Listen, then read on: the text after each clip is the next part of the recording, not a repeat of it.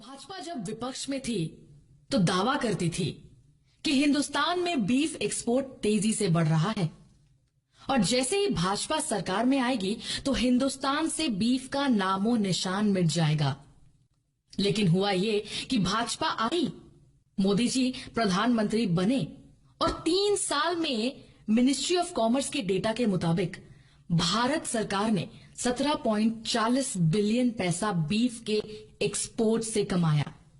इतना ही नहीं बल्कि मोदी जी के राज में हिंदुस्तान को एक बहुत बड़ा खिताब मिला।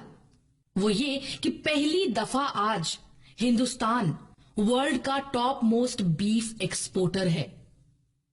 आपको ये भी बताते चले कि हिंदुस्तान में स्लॉटर हाउसेस ज्यादातर मुसलमानों के नहीं हैं। ज्यादातर स्लॉटर हाउसेस नॉन मुस्लिम्स के हैं। तो फायदा किसको हो रहा है और बदनाम कौन हो रहा है और मर कौन रहा है? जी, अखलाक जैसे बेकसूर मुसलमान। 6 महीने के बाद अखलाक के फ्रिज में मीट पाया गया। वो बीफ नहीं, बकरी का मीट था। लेकिन अखलाक की जान तो चली गई।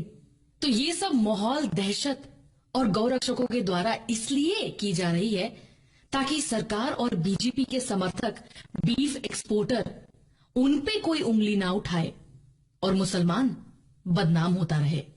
और ये सब करने के लिए कुछ गौरक्षकों को पैसा मिलता है ताकि मुसलमान के प्रति नफरत बढ़ती रहे और भाजपा को इलेक्शन में फायदा हो, जैसा कि उत्तर प्रदेश में हुआ। आपको ये भी बताते चले कि जितने लोग हिंदू मुस्लिम दंगा कराने के लिए बीफ को मंदिरों में फेंकते हैं, उसमें एक भी मुसलमान पकड़ा नहीं गया। वो सब के सब लोग भाजपा और आरएसएस के कार्यकर्ता थे। और एक बात और, अगर गौरक्षक गौ के इतने हमदर्द हैं, उनको अपनी माता मानते हैं, तो वो राजस्थान क्यों नहीं जाते, जहां गर्मी और सूखे के कारण सैकड़ों गायें मारी गई। तो ये सब पैसे का खेल है और वोट बैंक का। समझदार लोग समझेंगे और नासमझ लोग मोदी मोदी करेंगे, क्योंकि 3 साल में तो कुछ ऐसा किया नहीं। तो जिनको पैसा कमाना है गौ के नाम पे, बीफ के नाम पे, भाजपा के लोग कमा रहे हैं बीफ एक्सपोर्ट करके।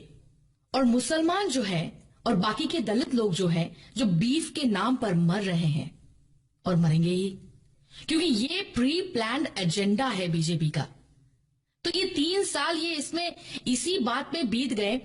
अब अगले 3 साल क्या होगा वो आपको सोचना है।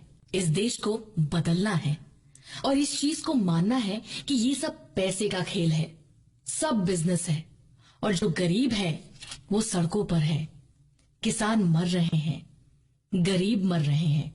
कोई उनके बारे में सोचो। शुक्रिया।